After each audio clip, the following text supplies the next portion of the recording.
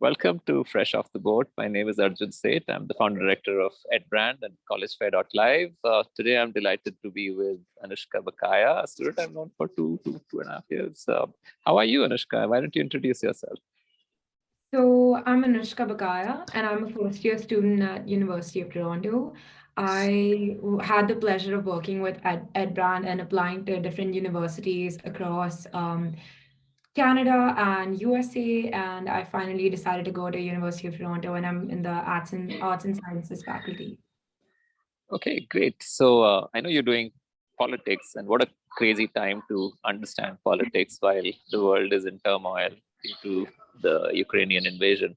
So, what is it that drew you to studying abroad, and in the context like the world is such a changing place? Obviously, it might be making more sense now. And why choose Toronto and Canada? So I essentially was always interested in political science because my grandfather was actually a professor of political science. And um, this might be really interesting, but recently I studied in one of my courses how people who have faced some sort of injustice or some sort of hardships in their lives are more drawn towards studying the different subjects that social sciences has to offer. So I am hoping to study criminology and political science with economics. And I've always wanted to study the different types of injustices and the different types of sufferings that different communities or people in different backgrounds have faced. So that's why I was interested in political science. And also, like choosing Canada was because there's so much diversity here, and there's so many different backgrounds. I've met so many people in just the 6 months that I've been here, and I just wanted to be in the city and enjoy the party life, but also the studies and the different subjects that the university had to offer. Fantastic. So I remember while you were in the Heritage School in Gurgaon, you were pretty busy. You were doing many things other than studying. There's so many other clubs, activities. So how do you think it all panned out when you started looking back and chasing your passions and doing different things? What helped in making certain decisions or even putting things in your application essays or in an interview? So I actually, during the entire college application process, a lot of my activities that I did in school really did help me because I was extremely involved in the co-curricular aspects in school, be it in leadership programs or be it in community service or doing internships, writing research papers. And that's where like Edbrand also helped me by really broadening my application in terms of the types of activities that I should be involved in, what to include, what more I can do to really make my application, extremely diverse. So, I mean, a lot of things that I did in school, such as being a part of MUNs or being a part of different types of events, really did help me and really did help me in making my decision because being involved in these activities was very important to me. And going into a university which did offer such activities and offered more to me really did help me in making my decision. Okay, and so while you were also then sort of making your final choice, as in choosing colleges and courses, combination of sort of destinations and locations, what are the parameters you kept in mind while choosing a university? University of Toronto is very urban, very large. It's a public university. It's in the kind of not the capital, but where all the business in Canada is actually done. So it's kind of the financial capital. Uh, so were these things that were very important to you, or it just became important as you started doing your research? So I did lay a lot of emphasis in doing my research because when you're moving abroad, obviously it's not a very easy decision because you're moving and you're really leaving your comfortable life and all the luxuries that you have back home, and you're moving into a different country, a different city, around different people, different time zones. So you're literally like away from family. So you have to consider a lot of factors when you're making that essential, like such an important decision for your life and for the next 4 years. So I did like made focus or emphasis on the location of the university, the size of the university, the kind of programs and the kind of courses that were given by the university. But those things came a little later because I was more interested in like how is my life going to look like in UFT and after UFT. So like that is what my primary focus was. And more importantly, also the fact that when you're admitted into UFT, you're admitted into a faculty. Like I'm in the arts and sciences faculty, and I am allowed to take whatever courses I want to take. And like I have friends who are taking English with math or French, Spanish, that like there are so many choices that you can make. And they really understand that as a high school student, making such an important decision about what you want to study for the next 4 years and for your entire life is a very important and is a very crucial decision. So like that's what it really interested me. And that like this is the main factor that I kept in mind while deciding to go to UFT. Okay, so also the flexibility. Very often, people sort of think of US as the only destination that offers flexibility, but it's good to sort of get that reassurance from students out there that there's so much you can study. You can even do a double degree or a double major or a dual degree program as you go along. So let's take a deep dive into understanding political science. Are you also doing more than political science? Are you doing courses, say, in economics or Yeah. philosophy? How does it work? Like, how does the pedagogy and over the next 3 years, what exactly will you be doing? So, in order to graduate, you have certain requirements that the university has. So, it has a lot of emphasis on holistic learning. So, we have what we call breadth requirements, which are necessarily courses that you need to take up in every kind of breadth requirement. For example, I have to take a French course for my first breadth requirement, which is regarding language. Then there is thought, belief, and behavior, the living sciences, and the environment. So necessarily you have to take like all these requirements to graduate. But like in my first year, I'm taking courses in economics, math, political science, sociology, psychology, which I never really did in school, but I did have the opportunity to take that in university. So you take like 5 credits every year, and then for 4 years that makes 20 credits, and that's how you really plan your courses.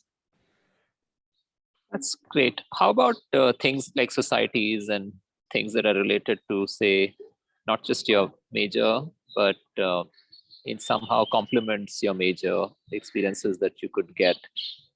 It's such a big university, so many student-led clubs and activities and societies obviously exist. You're also part of a sorority, I believe. So tell us a little bit about that journey.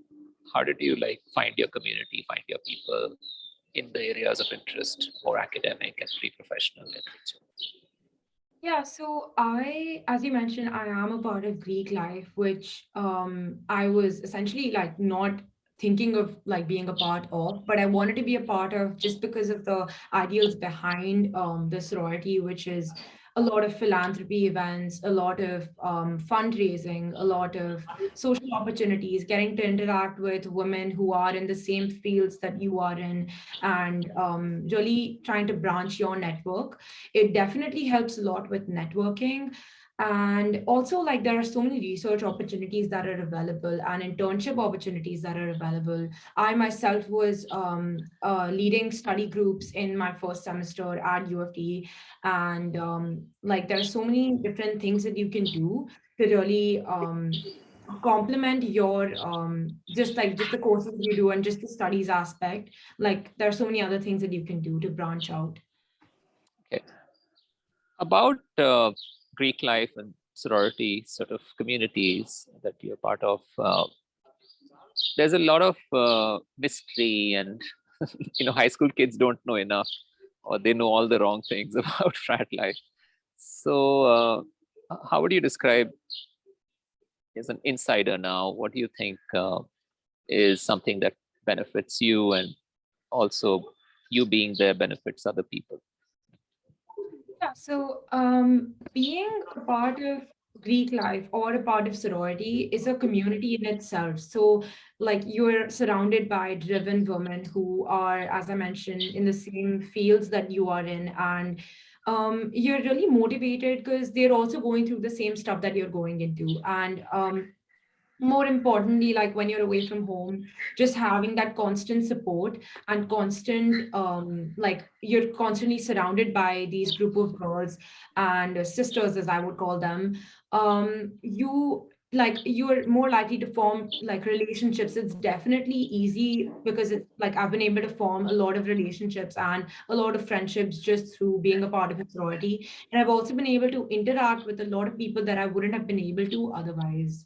So definitely like socialization and just like that aspect, like there's a huge role that sororities play in that. So you've just about completing your first year, and it seems that you've been very busy, like you were in high school. You seem to be extremely sort of engaged and happy. Uh, what is the next 2 years? Do you think you are also planning all of that? Internships, career focus, all of that is a bit scary for a student, or how is it that resources are available on campus or even in your network to support you in those decisions or experiences that you'll get? Yeah, so regarding like other experiences and planning out the next 2 years, and I would say next 3 years, like I'm on call with my academic advisor almost like every week. Just necessarily like planning your like next 3 years is obviously not a very easy task. But since after your first year, you necessarily have to get into a major. So first year just takes up all the prereqs that you have to do to get into that major. And after that, like really like, scoring well in those courses, because like these are classes that are extremely large. Like one of my classes has like 1,500 students, and it due to the current circumstances it's also being delivered online. So like definitely like it like there are a lot of things that you keep in consideration, but planning the next 3 years certainly is not an easy task. So you need to like make use of all the resources that you have available here.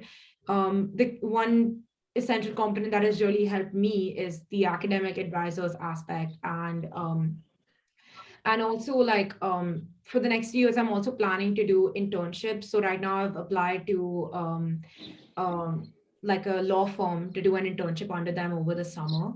And necessarily also these experiences that you can do in the summer and like also those summer courses will make you a very well-rounded person and like make you learn a lot. Great. So, one final question about living in Toronto, being independent, being in a sort of big city. What are the pros and cons of being in downtown Toronto? So the pros I would say is that it's very well connected. It's literally in the middle of downtown. My campus is in the middle of downtown. So like it's very easy to go around and find different places to go to and essentially live the city life, because everything's like right next to our campus. And it's a huge campus, so there are so many different things to see.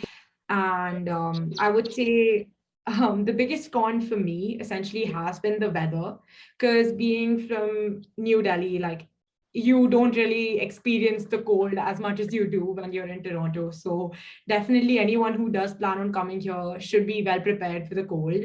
And also like since you are in the middle of downtown, that like it is essentially a little expensive here, life and essentially all the things that you need to do and all the activities and all the things you need to buy, like they are definitely on the financial aspect a stretch. But like there are so many like pros into why you want to be here and which university you're going to. So certainly the pros outweigh the cons. So I would say that's what I've come across. Wonderful. I think, yeah, students who are listening would definitely keep all of this in mind, and especially students who are also keen to study politics or learn more about support systems at large universities. It's been a fantastic conversation with you, Anushka, and look forward to following up with more such conversations as you enter your senior years. Thank you so much. Thank you so much.